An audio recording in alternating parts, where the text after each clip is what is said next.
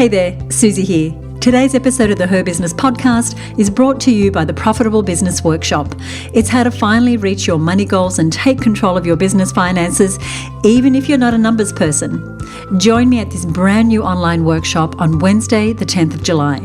In this half-day workshop, I'll personally guide you through the exact process I've used to help thousands of business owners achieve their revenue goals, increase their profits, and feel more in control of their money. Register now at profitablebusinessworkshop.com. During one of my first years as a business owner, I had to hire 4 receptionists in 1 year. Yep, you heard me right, 4. I hired someone and I thought she was great, and then a few months later, she left. And then I hired the next receptionist. Same thing, a couple of months, then gone. The third receptionist I had to fire because she wasn't performing quite up to standard. And the fourth, well, it only took her a few weeks to be running out the front door. Well, it wasn't quite that dramatic, but it really was time for her to go. Now, before you say, Susie, what were you doing to those receptionists, and think I'm an evil villain behind the scenes, I promise I can explain.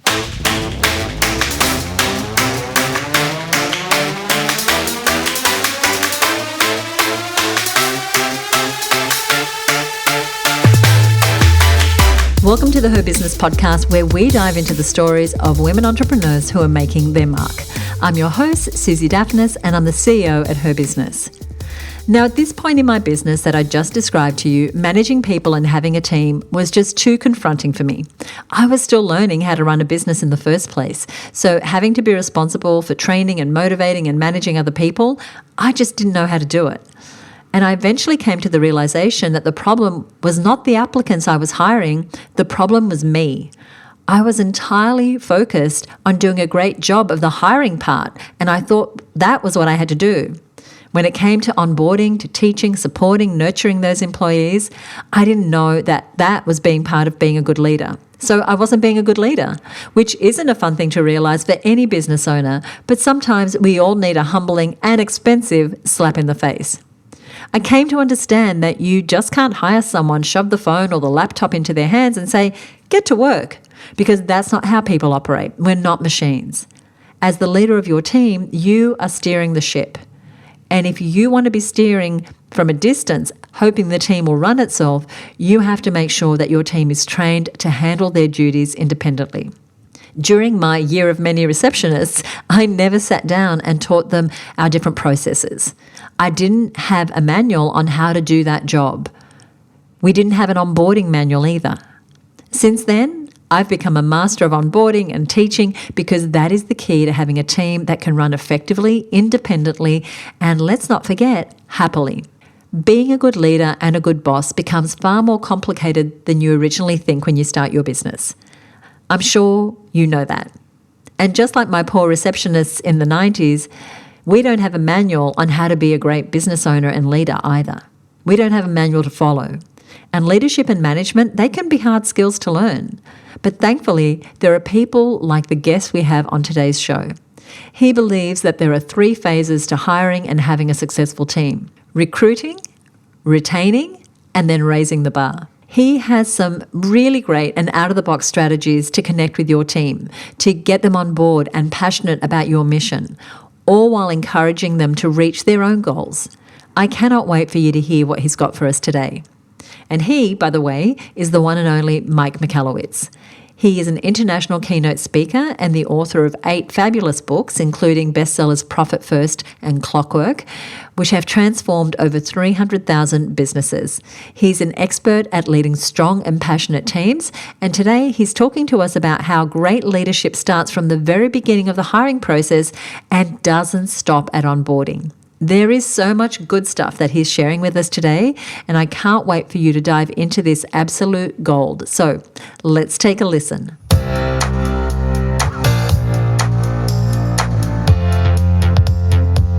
Hey, Mike, great to see you. Susie, it's good to see you.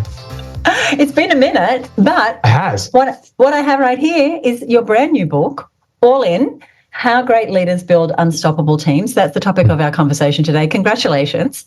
Oh, thank you. I'm really excited about this book.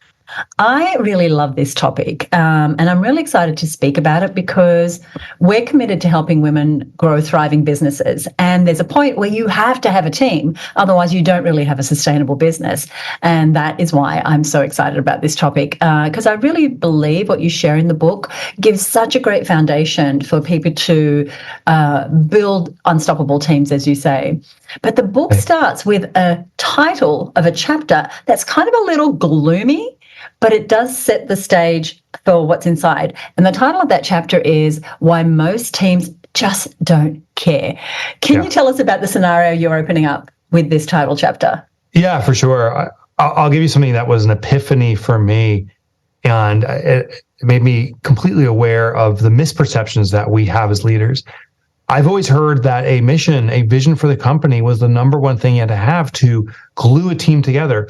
So I infamously now came out of my office one particular day. I had a forensics business, and I saw the pathway to $10 million in revenue. We were a small business. I had 30 employees. For the first time in my life, I was going to achieve this number. So in bubble letters on a whiteboard, put 10 million. I put a big post note over it so I could have great flair and ripping it off. As I announced this, I called my employees in, and this is when I made the big announcement that if we simply do X, Y, and Z, we're going to achieve $10 million. This is our mission. It's going to transform our business and the world. And I ripped it off with great flair. $10 million is the goal. And people sulked and walked away. And they're like, okay, whatever. That's good for you, Mike. My assistant came up to me, Patty. I said, but I said our mission, we have a clear target.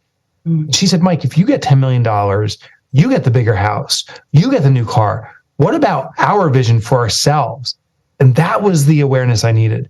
I didn't realize the job of a leader of an organization is to understand what everyone in the team wants to achieve for themselves. We're not all here around one vision. In fact, that vision or dream was my dream. That meant something to my ego if we hit that number. It meant something to me. But I had a colleague who wanted to buy their first house, someone who wanted to learn to play a musical instrument, another person who was fighting a disease and wanted to overcome this disease. And it became an important, transformative moment for me, because I always reflected on that and started implementing it. What I noticed, Susie, is when I started to care for the vision that my colleagues had for themselves, then they started to care about the corporate vision, which was really satisfying my dreams. That was the big aha. We're going to talk a little more about that because we're dealing with humans. We've got our vision, we've got our outcome, we've got the numbers we want to hit, but these are people who are spending a big chunk of their lives with us. So I'm going to circle back to that. I had an incident in the first few years I started my business. This one particular year, I had hired, lost or fired 4 receptionists in the 1 year. Wow. And I realized there was one common denominator. And it was me. Right. Now, their resumes look great. The skills that they said they were coming to the role with, they kind of fit exactly what we wanted. Yeah. But it turned out, my aha was that we did not have a good way to onboard them or train them or keep them motivated. Now, resumes are still a way that a lot of people who come into our world when we are hiring. But you say that the skills that they present with, assuming that they're true, are just not enough. And you have some other considerations that are part of the what you look at when you are recruiting. Can you tell us about those? Yeah, this was a profound awareness that came about too. And we'll start off with the recruiting component. I think there's 3 phases. There's recruiting, there's retention of people, and then there's raising the bar for everyone. That dream or vision alignment, interestingly, helps raise the bar. When it comes to recruiting, the biggest consideration for most employers, including myself for decades, was experiential ability. That's what a resume shows. And to your point, assuming that's accurate, that is simply a reflection and a consideration of what they've done in the past will be indicative of the future. But it's skills, it's not the way they apply those skills. So they may be coming with a standard or an expectation of those skills that are different than yours. In fact, sometimes you hire someone with a lot of experience and you have to untrain them in the old ways and retrain them in your new ways, even though they had the quote unquote skill. So that's what's called experiential ability. And I believe represents about 10% of someone's qualifications. It's insignificant. The other part is innate ability. Innate ability, more and more businesses are becoming attuned to this, and it's looking at the natural wiring of a person. What's their behavioral tendencies? Are they a quick start or are they methodical? Now, there's tools like Enneagram and Myers-Briggs and StrengthsFinder. There's a cadre of these tools, and they are very helpful and insightful. I wish more businesses would use them, but that too is only about another 10%. So experiential and innate represent about 20% of someone's makeup. What we need to look at, which almost every business is ignoring, is potential ability. Now, what's this? How will a person perform in your environment given the right opportunity? What will happen? It's indicative of the future. And so, yes, that sounds wonderful, but I think most people say, well, that's great, but I can't figure out the future. I can't determine how they're going to perform. My response, my research shows, oh, heck yes, you can. And you do it through a process called workshops or camps. So I'll set the stage for this. What this is consider people based upon their curiosity, desire, and thirst. Those are indicators of someone's future behavior. The first level of potential is curiosity. Interested to see how this is. Maybe skydiving, I'm interested in that. I have curiosity. That's the first stage. But the next stage is desire. Once someone participates, which is indicative of curiosity, do they want to do it over and over again? Mm-hmm. So repetition on their own accord is an indicator of desire. Thirst is where they can't stop it. They prioritize it over everything else. This is their thing. So what we need to do as an employer is vet out people from curiosity alone to desire and thirst. And you do it through educational events. This is where we're going to abandon recruiting. We're not going to run an ad and say, who's looking for a job? Instead, we're going to say, who's looking to get better at something? Now, what's interesting about this approach is current employer, these people can be currently employed at other employers. Those current employers may even send people to you because the top performers are always looking to learn and improve. So this is not, by the way, just theory. This has been done in practice. We were talking off air about sports. In the US, we just had the Super Bowl. What's interesting about sports, in the US, it's over $500 billion in annual revenue. 500 billion or more goes to sports, and they don't run a single interview. What they do is they run these workshops or camps. Everyone goes through training, and what the coaches are doing is they're helping everyone get better, but also observing for curiosity, desire, and thirst. Who are the best participants? And they cherry pick those people. So here's the application business. Home Depot, I don't think Home Depot is in Australia, but Home Depot is a big provider of home services here in the US or products. And what they do is they run workshops. You can go to a Home Depot to build a birdhouse, and they do it as simply an experiential event. So it doesn't say we're recruiting. It simply says, come on down, build a birdhouse, bring a kid with you, and so forth. They have an employee there that's watching the participation of the parents. And if someone shows first curiosity, but the higher levels are desire and thirst, they will tap that person on the shoulder and say, gosh, you're showing such interest and ability here. Have you ever considered working at Home Depot? As an employer, as ourselves as employers, start running educational events where you put on whatever you're looking to hire for, actually do an education around that. And maybe you don't have the skills, maybe you hire someone to teach it, but the people who show up are the learners. Then observe in the learners who's the most potential, and then start the recruiting process there. Last and final tip is this. If it feels overwhelming to put on a workshop or a camp like this, you can attend one. There's education events going on all over. If you need to hire a bookkeeper, go to a bookkeeping class, not for you to become a bookkeeper, but to observe the other students. They don't know they're being recruited, but they're learning. And the ones who have desire and thirst are the ones you want to tap on the shoulder and come work for you. This is such an out-of-the-box thought. And what I love is in the book, you actually walk us through this process. So if you're listening and you're thinking, what? That we go deeper into it in the book. But I love it because it's really out of the box and it takes it beyond what's written on a piece of paper to actually observing.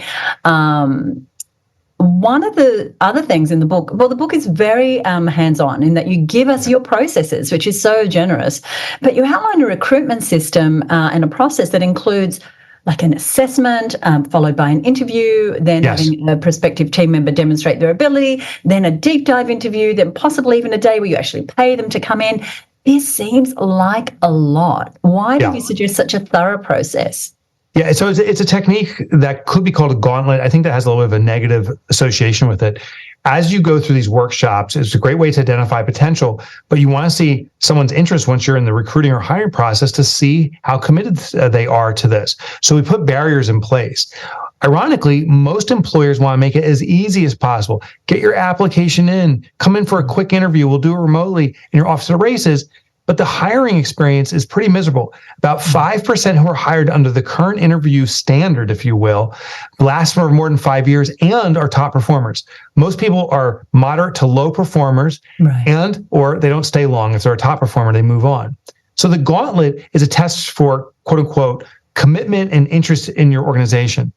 We also find out as people go through these processes of interview, a workday experiencing, running skills, you'll actually see how they fit into your organization very quickly. A challenge that many employers have is they interview someone, they bring that person on board, they're like, oh gosh, how am I gonna get this person up to speed? They're not a right fit. And the employer then is going through a learning process trying to get this person on board properly. It costs time and money, but it also disenchants that employee saying, gosh, this environment wasn't ready for me. So by going through these processes, you actually also prepare your environment. I do want to share one last final tip, though, about this gauntlet, and it's the celebration when they do start. Most organizations celebrate after the employee leaves. It's the retirement, thing. Thanks for your loyalty, and we're going to celebrate your departure. We really need to celebrate the arrival. And so I'll give a very specific example. We have employees start here, and when you come on board, there is a welcome basket, not of generic stuff specific to you. So you get a coffee mug saying, Susie's a rock star, or something with personalized to you, something and true. Other elements. It's the truth. It would simply say the truth. And other stuff. We don't do paperwork the first day. That's done separately. We want you to meet with the team. We can do this virtually or in person. But my favorite part, and this is like the mega tip, is the number one promoter or detractor is the person that's helping them make the decision. So there's always someone that's in their field of relationships, a spouse or a loved one or a friend. But someone's like, at the end of that first day, how did your first day go? So this is what you do. We had an employee, Corday, who came on board during the interview process, that gauntlet, if you will. We learned that her husband helped her make a decision of where to work. He was supporting this, and he also likes bourbon. So we got this nice bottle of bourbon specific to his favorite choice. And when she went home after the first day of work with her basket, he asked Corday, how did your first day go? And she's like, it was great. They embraced me and so forth. And by the way, Brian, you got a gift. And he's like, I got a gift? Yeah. It was wrapped up. It said, Dear Brian, in the letter, it said, no decision to work for a company is ever made on its own. We understand that you were talking with your wife about this. Thank you for supporting her in deciding to work for us. Enjoy this. And he opens up, it's his favorite bourbon. The miracle was the next morning when she and he woke up, Brian was saying to Corday, go to that company. They are the best. I love them so much. We had won the cheerleader. I love it. Most businesses get a detractor. That first day they come home, how was work? I kind of got ignored. Oh, that company sucks. Are they paying you well? God, they're not paying you well. Mm-hmm. And the next morning they wake up and Brian's saying, that company sucks. Just scratch that money out of them and get out of there. So you got to win the cheerleader over. That is so interesting. I haven't had a first day at work for, 30 years because I've been my own boss. But in my 20s between jobs, I used to be a temp. So I used to go in for temporary assignments, and whether it was a manufacturer, a record company, a PR agency, the first day started pretty much the same way. And at the time, the skills that I was sharing was receptionist skills. So I would arrive, someone would sit me at the front desk, they'd go, there's the switchboard, that's where you get coffee, here's a list of names, here are the extension numbers, let me know if you need anything. And that would be it. And I think many of us are still kind of recruiting that way. Like that is the first day, or the first day is, oh my gosh, I've been waiting for you to arrive. Here's my list of things that we're going to get done. And that's kind of what it looks like.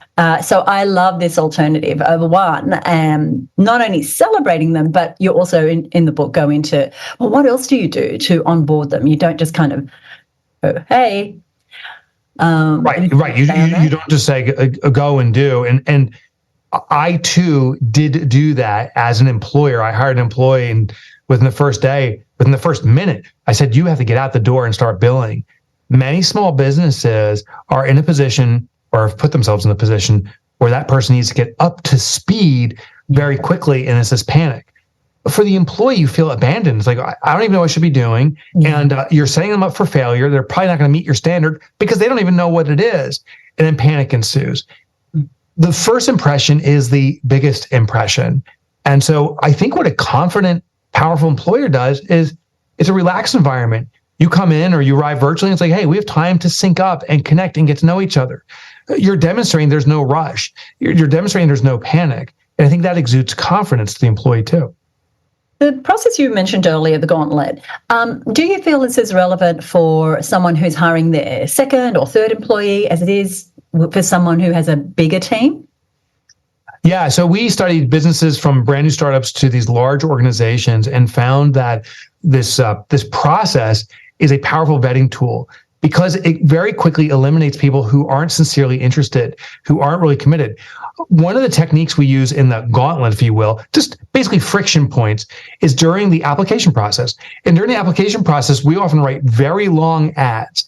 And it's usually near the very bottom of the ad. It says, if you've actually read this entire thing, in your response, we'd like you put in the email, I read everything. And what we find is, sadly, about 90% of the responses don't include that. So it means one of two things. They didn't read the ad and they're blanket answering. Doesn't mean they're interested, doesn't mean they're a fit. It's just whomever.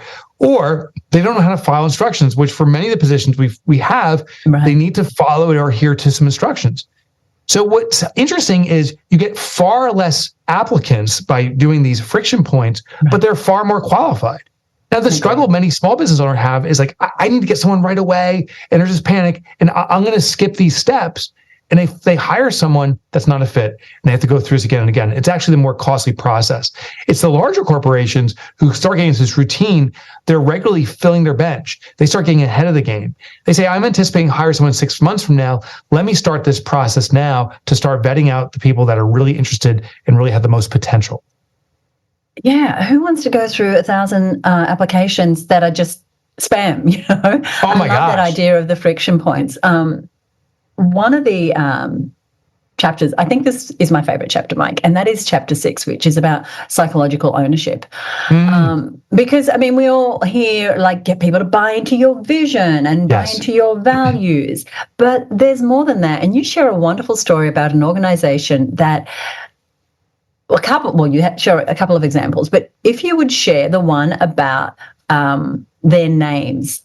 That was a landscape. Do you know the one I'm talking about, hinting at very badly? Yeah. So let's talk about what is psychological ownership, and then if you would give us an example, that would be You got it. I'm happy you like that chapter. This was my favorite too, and I almost dedicated an entire book to this because it's such a powerful strategy. So what is psychological ownership? Psychological ownership is the emotion or feeling of owning something with or without legal ownership. That's not necessary. One of the most common refrains I hear from business owners of all types are, I wish my employees would act like owners. So psychological ownership is actually how you do it. It's how to get people fully engaged. So let's first talk about legal ownership. That's where I contractually have something. But what's interesting about legal ownership is it doesn't necessarily give the sense of owning psychologically, and it can cause entitlement. I own some stock here in an American company, Ford. I was down in Australia just recently. I saw Ford Rangers everywhere, that pickup truck. Well, I own some stock in Ford. I drove by a Ford factory up this way. And when I looked at the building, I didn't look at it and say, oh, I own some bricks in that building. That's mine. Go, Ford. I looked at it and said, oh, yeah, where's my stock distribution? Where's the money they owe me? So legal ownership can result in a sense of entitlement. A sense of possession, but it doesn't give the sense of belonging or association. So we got to be careful of legal ownership alone. Many ESOPs have struggled because they've invoked this entitlement mentality, but not psychological ownership. Psychological ownership is where we feel something is part of us, is part of our identity. Now, a classic example, I'll go back to cars. I actually own a Ford pickup truck. And I have 3 elements that make me feel like an owner. First is I have the ability to control it. I park it where I want to park it. I drive it when I want to drive it. It's under my domain or my authority 24/7. Secondly, I can personalize it. I program the radio stations. I put on a bumper sticker or not. And lastly, I have intimate knowledge. I know it inside and out. I know what every button does, every bell and whistle. Now, here's the interesting thing. I call it my truck. It's my car, but I actually don't own it. The bank does. I'm making installments. I'm making payments on it. So I don't have legal ownership. I have psychological ownership. When someone says this is mine or ours, that's an indicator of psychological ownership. Now, the story in the book that you're referring to, the use of names was mind-blowing. There's a landscaping company in the Northeast here in the US in Connecticut that has quite a few employees. I think it's upwards of 50. And they noticed that they were going through a lot of their materials very quickly. One in particular was gloves, that these workers were tearing through gloves and disposing them. And these are, heavy duty gloves up to twice a week. And the cumulative cost against 50 employees out there doing the work is 100 gloves per week, and the gloves cost maybe $10 a pair. It's $1,000. It starts adding up very quickly. Right. The owner tried the classic methods in the beginning: enforcement, punitive consequences. Take care of these gloves. If you don't, you're going to have to pay for them yourselves. It did nothing. Right. Then one day it hit on him. He said, "Oh, what about psychological ownership?" He didn't use those terms, but he started to personalize. He invited people to write their names on their gloves. So this was Mike's, this was Susie's. And what was so interesting was now the gloves were lasting sometimes 3-4 weeks, sometimes even through an entire season, because it was my possession. Those are my gloves. They weren't yours. So this employer, his name was Steve Bosquet, deployed this technique throughout the organization. He started building teams. He knows that tools were getting damaged and so forth. So he said, you're on the red team, you're on the blue team, and so forth. And what they did is, when you were on the blue team, all the gear had a blue stripe on it. Now that became our gear for our team. You got the blue truck. There was a blue label on it. That was our truck. And the care for it went up. But my favorite part was these individual components were being cared for, owned, psychological ownership. Their entire performance started to improve. They started caring for other parts of the elements where they didn't feel possession. And that is this kind of secondary or ripple effect. When we feel we possess something psychologically within our organization, we care for the greater organization too. Now, I love that example. And I feel so much pride for those people. I don't know them, but I feel pride that they feel, because it was mine. I'm a part of the blue team. They're my gloves. I'm going to care for them. And it was just so genius of the owner to see that. And I think that we can do that too, even if we don't have people out there in the fields or people in vans, but giving people their area that they actually own. And I know there's a story in the book about a young worker who was kind of off the rails a little bit until he was given the responsibility of taking care of a particular part of the business. And that was his accountability, and his pride grew and his confidence grew, and he just showed up in a totally different way because he had something that he was showing up for. This is so powerful, and maybe a whole book. Maybe it's worth a whole book. it may be worth a whole book. Yeah. The one little last tip. His name was Joel, and he was with a smoke shop in Texas, barbecue house, and he was not a good performer. He was a C player, as they traditionally said. And one question that people ask me is can ever someone that performs low at a low level, C, perform at a high level, A? And by the way, I'm not a fan of labels at all. I think they're very damaging. But Joel made this transition. What the owner did was deploy psychological ownership. He gave him control, personalization, and intimate knowledge. Those are always the three components over something. So it doesn't have to be something physical, by the way. Our own office here for bookkeeping, Kelsey manages our bookkeeping. It's called Kelsey's Bookkeeping. It's not our QuickBooks or Xero system. It's Kelsey's accounting. And she has control, authority, intimate knowledge. The key that they did with Joel, and we need to do too, is you start slow and you let it grow. They started with a small section of this restaurant, a very small section. It was just lining up the cooler and organizing the cooler. Once he was owning that, the owner started to recognize him, the business owner, recognized him saying, Joel, you're doing such a great job here. Thanks for owning this. He said, yeah, I love taking care of my wine cooler or beer cooler. What else can I own? And they started to grow from it. It did take a year and a half, but Joel, a struggling employee, has become their best employee and manages the entire restaurant. So we definitely can grow into it, but we have to roll out ownership on a slow basis so people can absorb it and build into it. There's so much about us as leaders that we don't have time to go into today that has us be someone who can allow someone to own something, who can allow us to let go to a point. There's a whole lot of psychology in that as well, of course. Oh my God, yeah, there is. I'm just thinking of ego, and that's something that we have to overcome. Yeah. We basically, the short of it was this, that to build a great team, we have to be very human. And it's about contribution to our team. It's about release, not control. I love it. I love these conversations. So in the book, of course, there are chapters on attracting, retaining your staff, onboarding them, getting them to have this psychological ownership. There's one thing that I've noticed that is also covered in the book that we don't necessarily do well as small business owners. I have a lot of small business owners in my community, is they hardly ever speak to their team members, especially if they're a remote team, unless there's something wrong or there's a big project. That frequency of communication is such an important part of the system that you've created. Could you just take us a little bit behind the scenes of, not even have to give us the system, it's in the book, but why that frequency of communication is so important? Yeah, we do weekly one-on-ones, which I know sounds overwhelming and many people may turn this off. It's actually very easy because these connections go for 10 or 15 minutes. And it's these check-ins where we can do these micro adjustments. Most businesses, to your point, when there's something egregious, a real problem, then we go for these tough, hard corrections, and it can overwhelm and devastate people. We can go 6 months or a long period before a correction happens. It could even be a terminatable offense, which could have been prevented. The most interesting thing is the human connection, though. By doing these weekly check-ins for 10 or 15 minutes, most of the conversations are, what's going on in your life? It's a human connection. And we, sadly, as a society, are losing the tactile human experience. Everything's more and more remote, more and more disconnected. And by doing this, by just spending time on the person, reciprocity kicks in. And because you're caring for them genuinely, they start caring more for the business genuinely. I love it. It does sound overwhelming, especially with a big team, but I totally get why.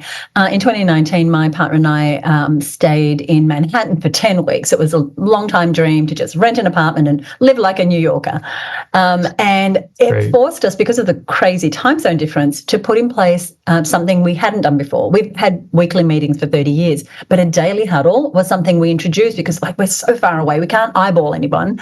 And we've kept it now, 4 years later, because it is such a powerful way to have that human connection and to just know where people are at. What are you working on? What do you need support with? Who's being a bottleneck? And other people would say, but doesn't that take a lot of time? It is one of the best investments of my time, I think, every day. We do it too. And it congeals the connection with each other. So it's not just manager or leader to the employee. This is everyone working together. It's the great equalizer. And interestingly, in our huddles, they can run very efficient. We rarely spend more than 12 or 15 minutes max on these huddles, but there's a little bit of an insight on personal lives as much as people feel sharing, and a little insight on what they're working on. So it gives us this collective understanding of how are we moving the business forward? Can we support each other? But also a collective understanding of each other.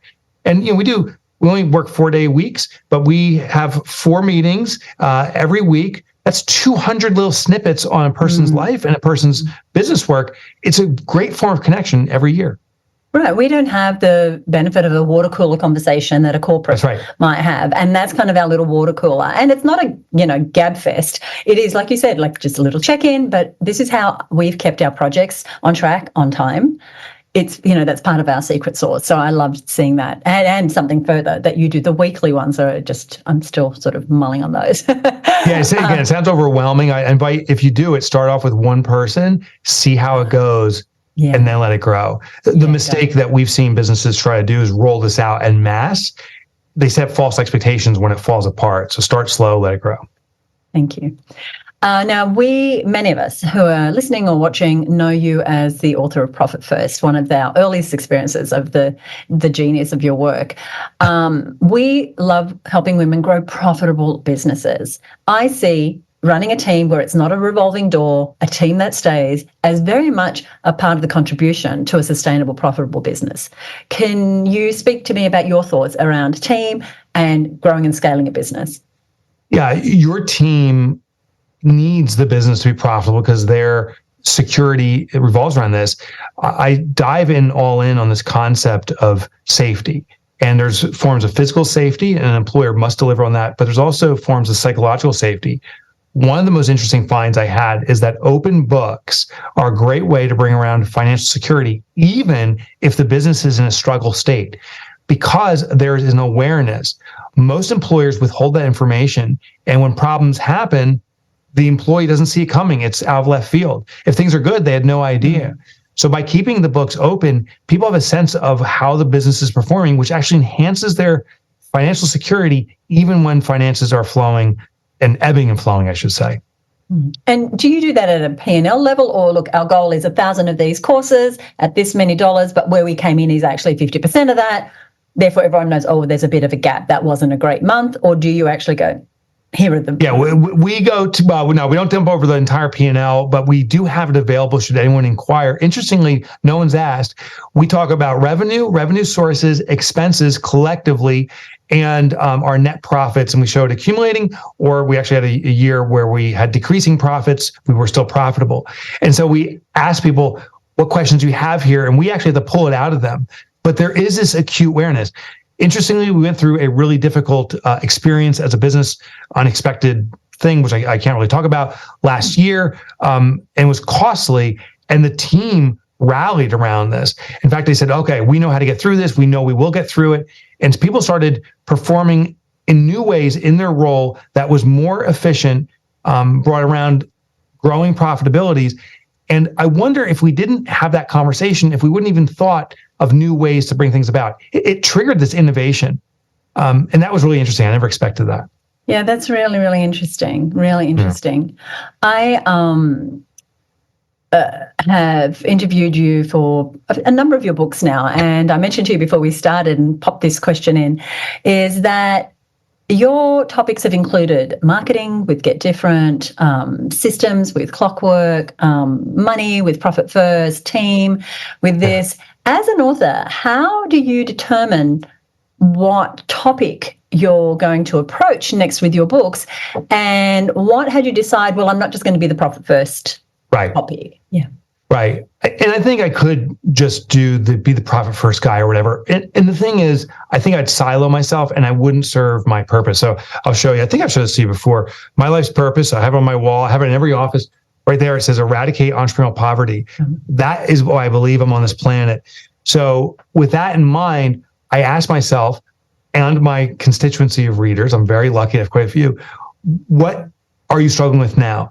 And if they're struggling with something that I don't understand fully, or I'm struggling with myself, oh my gosh, this is my next mission to figure it out. I've always aspired to be a great leader. I don't think I have been. I know I haven't been.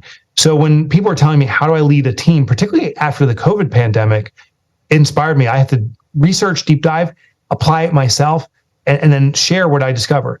At the end of the day, Susie, a great student is ultimately the teacher. The best student is the teacher. So if I can teach it, I know I have to master it for myself. So I do have a selfish motive too. Every book I write is something I'm trying to master for myself too. You're diving into further for yourself. I love it. Yeah. And what you're keeping consistent is, no, you're not suddenly writing spy novels, is that right now it's always for entrepreneurs. That's right. You know your ideal client. And I think that's such an important part, again, of a successful, profitable, sustainable business is you know your ideal client and you know their pain points so well, or they're your own. Like you are your ideal client, a little bit like I am. And you go, oh, okay, if I'm hurting, someone else is hurting. How do I make this work for them? Thank you. This has been such a joy. We've got a couple of boxes of these turning up today. We're so glad to have them in Australia. And so grateful for your time, Mike. Is there anything you'd like to leave us with on this topic? Just that your employees are looking for a place where they can be and will be embraced. I think we're societally losing that. It's happening less at home. So we as leaders have an opportunity to bring humanness to the workspace. And I think we have to. So do it. It'll keep the human connection going. Great. Thank you so much for joining me. The book is All In, How Great Leaders Build Unstoppable Teams. Check out the link below to get your copy and all the wonderful resources that Mike has prepared that go alongside the book. Mike, thank you so much. Susie, thank you. I think what Mike said today might be some of the best advice a small business owner who is growing her team can get, because I see people making the same mistakes that I did years ago. So many business owners, especially if they're just hiring their first or second employee, expect that person to be a jack of all trades. They'll hire one person and expect them to be able to work across dozens of different roles. So one assistant might be expected to design Canva images and schedule social posts and write marketing copy and handle customer service, amongst a laundry list of other tasks that the business owner doesn't have time to get to. And what ends up happening is that person will burn out and end up leaving, because they're not a machine that can pick up any task that you drop for them. People have different innate and learned skill sets, and unless you found a unicorn, in which case, send them my way, you can't expect someone to do all of these different tasks without burning right out. You'll just end up having a revolving door of team members with no one sticking around for long, and that can be really expensive. Instead, you want to give people the chance to do well in their role, to thrive, and to be able to take initiatives. That is how you build a team that doesn't just care about your business's mission, but a team that is genuinely happy with what they're doing day to day. Because if they're happy, they're going to stick around for years and add so much value to your business. I want to thank Mike once more for being a guest on our show. I want you to go over to herbusiness.com/263 and connect with him. Follow him on social media. He's always posting really valuable things, and you definitely want to pick up a copy of the book. Now, if you're listening and you think, the Her Business Network, being mentored by Susie, being around like-minded women who are also growing their teams and growing their businesses, that's what I need. Then you can learn more about us over at herbusinessnetwork.com. Once again, you'll find more information about Mike and her business over at herbusiness.com/263. You'll also find a summary of what we covered today. Now, join us in the next episode for more inspiring stories about successful entrepreneurs. I love doing this show for you. I appreciate you listening and sharing the show with your friends. I love it when I get a comment from you on what you enjoyed or implemented. It really does make my day.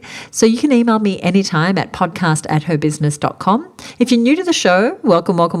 Be sure to subscribe. And if you enjoyed this episode, please head over to Apple Podcast and give us a rating or review. I would so appreciate it. Join me next time back here on the Her Business Podcast. Bye for now.